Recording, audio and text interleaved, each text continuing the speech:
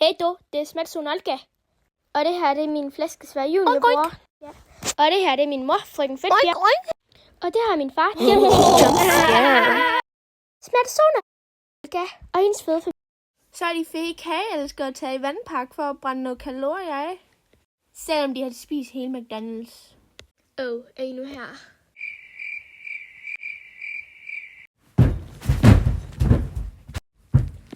Ja, jeg håber prøverummet for Temo er store nok. Når Kina piste, jeg skulle så tynde. Ja, og du er fed.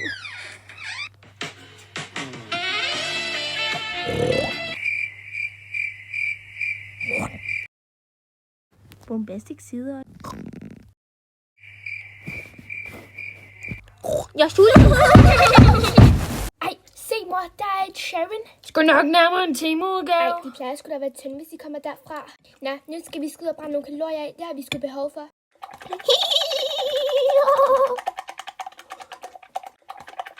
Hvad laver I et sted, man kan tabe sig henne? Ja, det skulle min mor prøve at tabe sig. Det er sjovt, at hun var på McDonald's i dag. Og hvor lang tid har den fede so været på diæt? I lang tid. De skulle bare vide, hvad vi lavede i går, da de var gået i seng. Der blev sgu taget lidt på slikskabet i går. Altså, jeg tror, vi har mistet hørelsen, bare fordi vi går på Mac'en hver dag.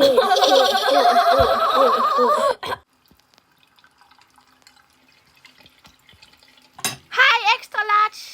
Du skal ikke sige noget din handicappede rotte. Min lillebror blev kastreret i dag. Han sagde, at han havde ondt i nosserne. Spurgto. Det var, fordi vi tog ham i at gøre noget freaky. Stil dig. Ej, kom hvis jeg får en cheeseburger af det. Drøm videre.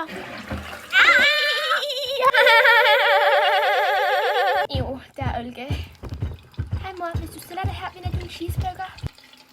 Fuck yeah. Jeg troede ellers, du var taget på diæt. Løgner. Du burde overveje det, Olga. Min katte!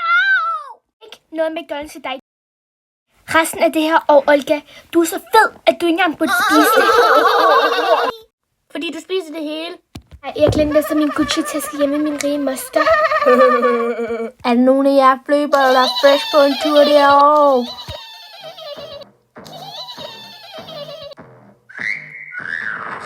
Bro, jeg ligner en pig. Hej, hej.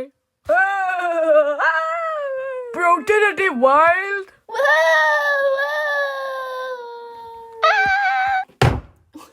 Fuck, det var sjovt. Luk røven, din dildo. Hej. Luk røven, din omvendte flødebold. Du vejer mere end min madpakke. Så må det godt nok veje meget. Luk røven.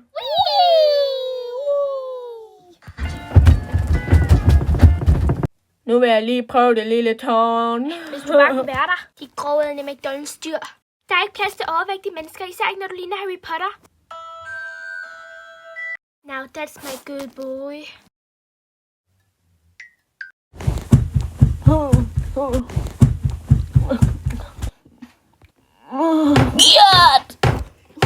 Ej, imagine den brænder sammen, fordi far er så fed. Det er hårdt. Du tog den forkerte rutsjebane, dit fede dyr. Nej, dit fede lort. Du tog den rigtige.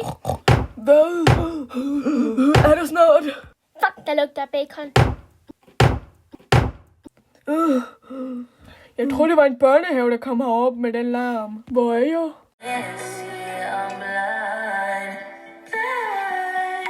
Fuck, jeg får cancer af lige små børn. Kom nu bare, fede. Slap dog af, din kæmpe. Jeg skal nok. Pjat med dig, dit feles. Kom nu bare. Okay, men det er din skyld, hvis den knækker.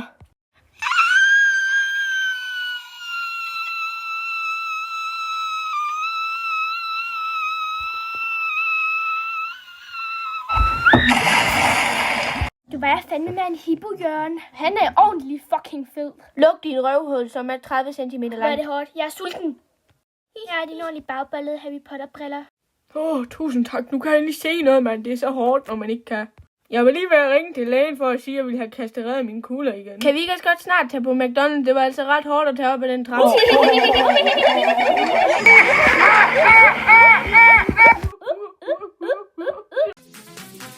Hej du, det er Smatson Olga.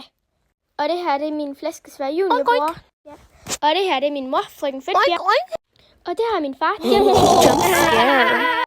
Smatson Olga og hendes fede familie. Så de fede flæskesvin kommer over til de gamle geder.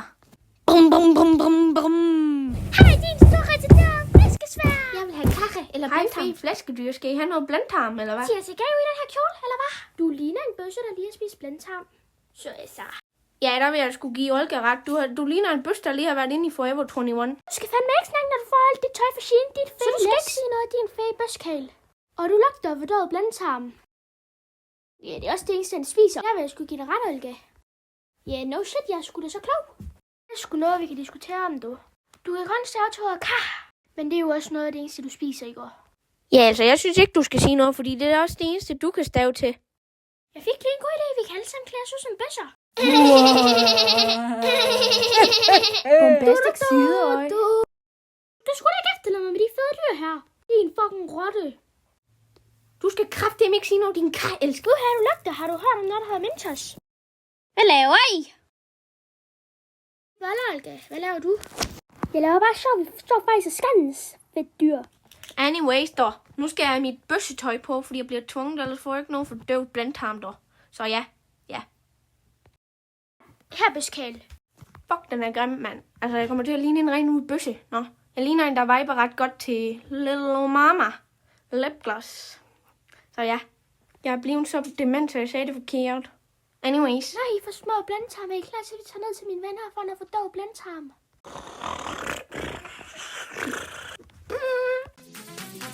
Hey du, det er Smatson Olga. Og det her, det er min flæskesvær juniorbror. Ja. Og det her, det er min mor, frøken Fedtbjerg. Og det her er min far.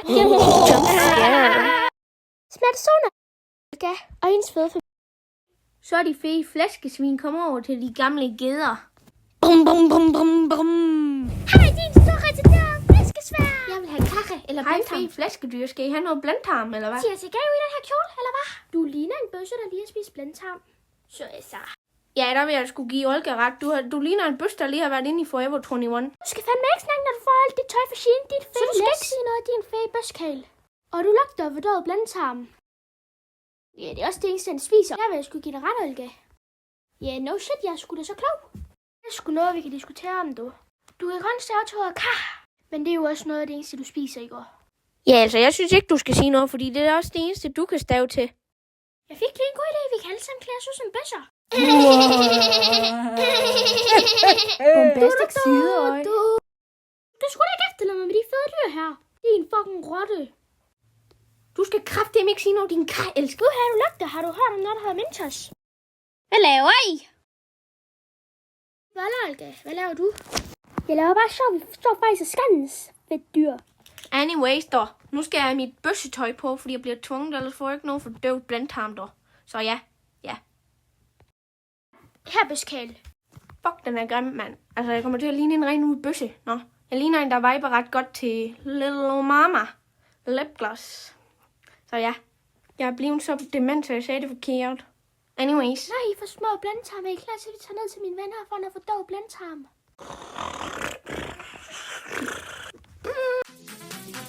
Hey du, det er Smatson Olga. Og det her, det er min flæskesvær juniorbror. Ja. Og det her, det er min mor, frøken Fedtbjerg. Og det her er min far. Smatson Olga og hendes fede familie. Smatson Olga har fået nogen på besøg i skolen, and I was like, jump scare. Ja, vi har fået på besøg af nogen, der ikke kan lide kar. Ja, det tænker jeg krafthelvede. Det er det godt nok nasty, mand. Nå, whatever. Lad os begynde på sådan noget her undervisning. Så skal vi have kaffe? Gud fanden skal vi ikke, mand. Er du mærkelig? Nej, ikke. Bombastic side-eye. Criminal offense. Nå, er der andre, der vil med på en køretur? Jeg vil gerne.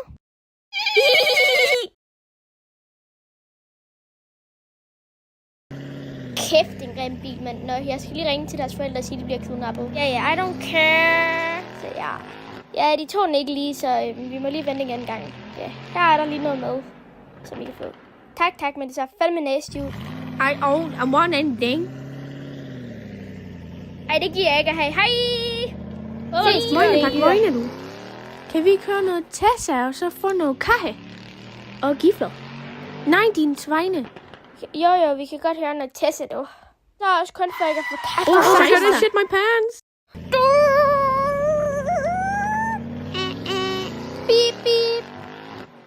Hvor tager det lang tid, mand? Jeg ville ønske, jeg havde noget kaffe ved siden af mig. Nej, en kaffe. Nah, whatever, let's drive to...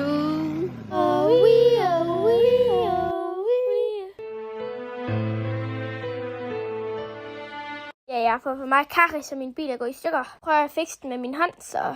Sådan er det jo, når man er oppe på de 4 cifre. Luk røven, du. Nine, not on the 3 cifred, on the 4 cifred. Ja, det har du ret i, din mange unge. Nå, skal vi give ham en bøh? Yes, and that's $100,000 dollars to fix it. Now we put it on your window, so mine. What the fuck? So long. Nå, ja, du skal betale de der penge inden den 18. december. Hej, morgen eller whatever. Kom så, nu går vi. Det var kraftpille vel med sjovt. Hej, din taber. Morgen. Das little swine was annoying as fuck. I don't want to see him anymore. Same, I guess. Han er fandme træls. Jeg finder det for noget pislarm. Einen radio. Ja, det er sgu en radio, du. Ej, nu må man også godt holde kæft. Så hold dog kæft, din bøsse ting. Jeg dræber den. Kan vi få kaj? Please. What do you think, you swine, man? Idiot. We are here, bitches. Hvad What is fanden skal der happening her? here? Gå. Hold kæft. Ja, Lars Hængepatter fanget derop. Jeg skier i bukserne. Calm down, you shit. I'm scared. Pivskid. Shut up. Det var bare ikke alle, der følte til at være så stærk som mig, men okay. He's not that strong. Alley cat. Sexy. Sprød der faktisk bandt til sted. Hej, ja, altså er du dum eller hvad? Gik den mærkelige mand, der ikke kunne lide kaffe. Så kan du komme ned, din gamle mand. Helvede. Kan vi få noget kaffe? Fordi ret mig små møgunger. We have something to you, you little swine. It's about how much you have to pay us for saving you. Ja, du. Bare sæt det på træ. Det er også klimaforandring. Kan vi snart få noget kaffe og gifler? Ja, måske også noget varm kakao. Fløskum. Ej, jeg tror sgu, du er fed nok, du. Hvad fanden er det for en pisly? Kaffe. Ja, det ved jeg godt nok ikke, dog. Din gamle dame, du. Hvad så? Hvis du ringer for at få kaffe, så er det Jeg skal bare lige høre, hvornår Olga og Mikkel Pick kommer hjem. Vi ser nemlig at spiser.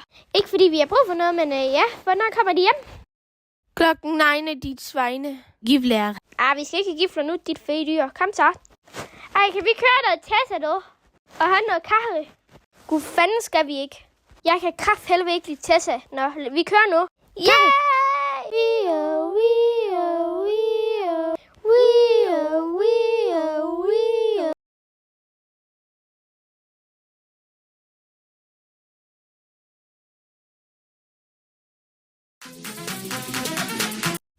Hej med jer. Jeg hedder Smatstone Olke. Og det her, det er min retarderede lillebror Flæskesvær Junior. Og det her, det er min mor, Frøken Fedtbjerg. Daddy. I'm scared. Smatstone Olke. Og de fede svin. Det er valentinsdag, og det er en dag, hvor de fede svin får kaffe. Og fargris craver gifler. Hvorfor kan vi ikke få gifler til morgenmad? Det her smager Du blindtarm. lugter flæske. Det er mig. Never mind. Ja, det er nok, fordi mor ikke kan finde ud af med. Det skal du ikke se til mig, dit fede lille dyre. For jeg vil have kaffe. Nok fordi det er for døv blindtarm. Dit utaknemmelige svin. Så hold dog din kæft, det er valentinsdag. Nå, men jeg har faktisk noget til dig, for jeg kan lokke dig, for jeg kan få kaffe. Du ved godt, du ikke kan lokke mig for kaffe. Kære Fedtbjerg, du lugter af for døv blindtarm, ligesom din morgenmad. PS har spist de sidste gift. Med venlig hilsen, din store giffel. Så lidt, darling, må jeg få min kaffe? Mor, far skal altså ikke have noget kaffe. Han er allerede på de 80 cifre tal. Du har sgu nok ret, dog. Hey, fede små dyr, I skal sgu fandme ikke bare tage mig. Har du set dig selv i spejlet? Ja, har du. Nu skal Smatstone Olga i skole. I små retarderede møgunger. Har I fået noget godt kaffe? Jeg har fået noget godt porno. Jeg får sarten, mand. Og jeg må lige undskylde for Lars Klunkehøj. Han står lige og vasker vindue. Hvad? Han er fucking nejeren. Ja, jeg skulle godt give en brilleabe. Og jeg skal så lige undskylde for, ja, det er fint, jeg mangler også en sugar daddy til at købe min Big Macs. Jeg også godt selv, jeg har ikke fået en Big Mac i 2 uger. Ja, man kan godt se, at jeg ikke har fået Big Macs i 2 uger. Det gør mig bare helt varm i hjertet. Ja, det er der så ikke nogen, der tror på, men okay. True. I det mindste, jeg er ikke op på de 60-cifrede tal, da jeg var 7. Ja, never mind, jeg går lige. Hej Slay Queen. Ja, slag du ligesom min mormor kar. Din mormors kar har smager ligesom fordøvet anden blindtarm. Endelig en, der forstår mig. Er vi ikke enige om, den smager fordøvet endetarm med blindtarm på? True, men hvad er problemet? Siden du kommer ud for... Ja, jeg bliver sgu træt af olkedans med så. I relate. Jeg skriger sgu. Nå, I små retarderede møgunger, jeg er tilbage. Kan I ikke lige lave nogle grimme tegninger? Så altså, ja, til mig. Jeg laver en grim tegning til min mor, så de har noget til fælles, jo. Ja, det kan man sgu godt se som på den måde, du ser ud. Jeg skal lave noget til min fede daddy, for han ligner lidt en pøls. Jeg skal til at tegne min mor, som jeg kan se, og det ligner hende på en prik. Okay, det er meget bakken det. I kan nok godt se det alligevel. Herr Klunkehår har noget sladder til brusen. Bip, bip, bip. Ja, det bliver så 700.000. Ja, det er fint nu. Jeg er sgu lidt kage, for jeg har ikke fået noget kaffe. For jeg har sgu ikke rove. Jeg har brugt alle mine penge på kaffe og gifler. Nå ja, det kan man godt sige. Nå, hej. Hej, Chinkerkat. Har du hørt, at Klunkehår ikke har råd til kaffe og gifler? Ej, det er godt nok synd for den stakkels pus. Har du hørt, at herr Klunkehår ikke har råd til kaffe og gifler? Nej, det er sgu slemt. Har I noget nyt slager? Ja, herr Klunkehår har ikke nogen penge, så han har ikke råd til gifler og karrer. Ej, hvor bliver de grimme. Ja! Kæft, hvor er de grimme, ligesom jeres forældre. Det varmer mig helt ind i hjertet, så grimme de er. Nå, never mind. Jeg synes altså, jeg er fri nu. Hej. Nu har alle børnene fri, så de blev hentet. Hej, mor. Jeg har en grim tegning til dig, far. Jeg har nemlig noget til fælles med tegningerne. Ej, hold da kæft, de er grimme. Nu kom Smatsun og hendes føde familie hjem. Her, far, vi har en grim tegning, der minder om dig. Sting. Oink, vi ved godt, den er pæn. I har sgu talent. Ej, far, det ved vi altså godt, du. Ej, vidste I det? Ring! Hej, postmand Pikhoved. Hvad fanden har du der? Ja, det kommer også som en surprise, men altså, det er ikke karhejs, så altså, ja, så må du selv gætte. Det er desværre en hel masse grimme kort. What the fuck? Ja, det tænkte jeg også, du. Er du klar til at se, hvad der er i? Ej, de er sikkert grimme. Nå, lad os få den på.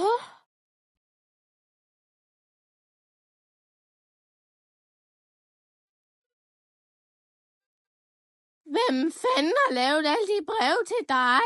Ja, det ved jeg ikke, du, men jeg vil bare en elsket person.